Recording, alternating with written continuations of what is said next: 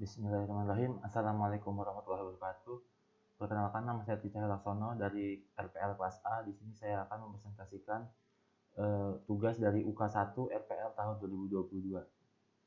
Di sini pertama adalah tugas 1A. Mahasiswa melakukan pendaftaran di WhatsApp grup RPL 2022 dengan mengirimkan bukti screenshot kepesertaan gabung di grup WhatsApp RPL 2022. Di sini saya menampilkan screenshot yang berkata nama saya, yaitu Dwi Cahyo, ada di grup RPL AB dalam kurung Ali Tarmuji.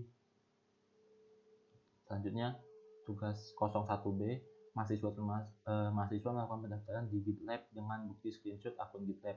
Di sini saya melampirkan bukti screenshot dari akun GitLab saya sendiri yang baru dibuat menggunakan akun Webmail UAD.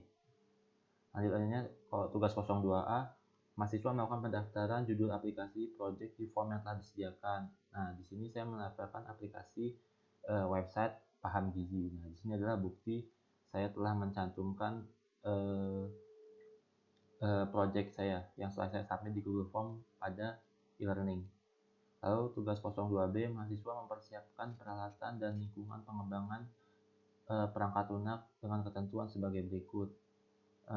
Laptop yang saya siapkan sini laptop dengan Core i5 generasi ke-8, RAM 4GB, lalu softwarenya Visual Studio, Sublime, browser, dan SAM. Browser ini saya gunakan Google Chrome, namun apapun bisa.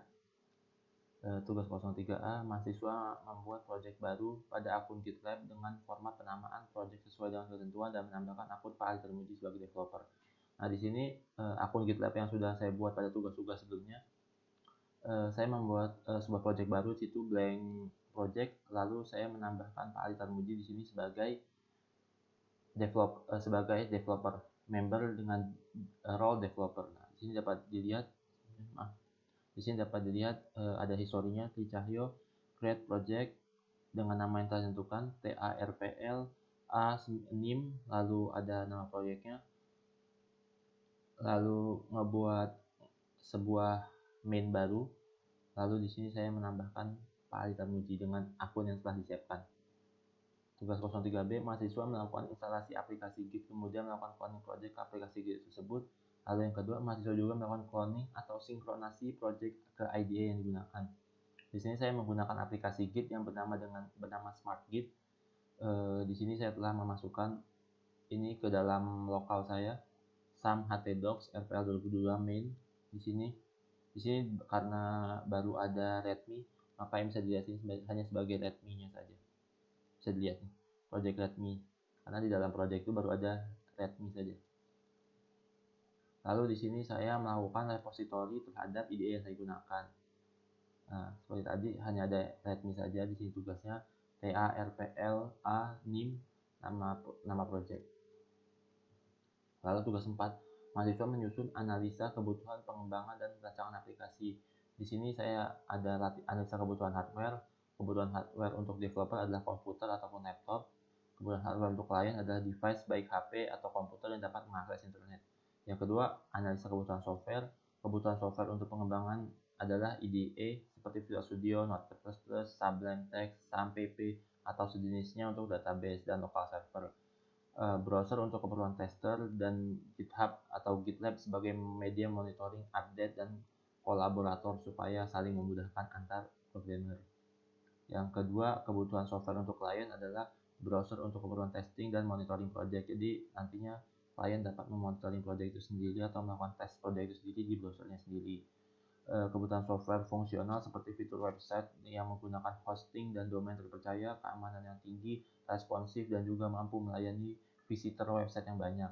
Kebutuhan software non fungsional seperti menggunakan framework yang menarik ataupun terbaru. Analisa kebutuhan database. Kebutuhan database sangatlah minim. Database hanya digunakan untuk menampung akun user, karena di sini tidak banyak aktivitas yang dilakukan karena user hanya akan login lalu menginputkan data dan sebagainya. Analisa kebutuhan prosedur, proses bisnis. Di sini tahapan user akan menggunakan website untuk mengetahui tentang kebutuhan gizi dan menginputkan sejumlah data yang diminta, dan sistem akan memberikan pola output yang sesuai.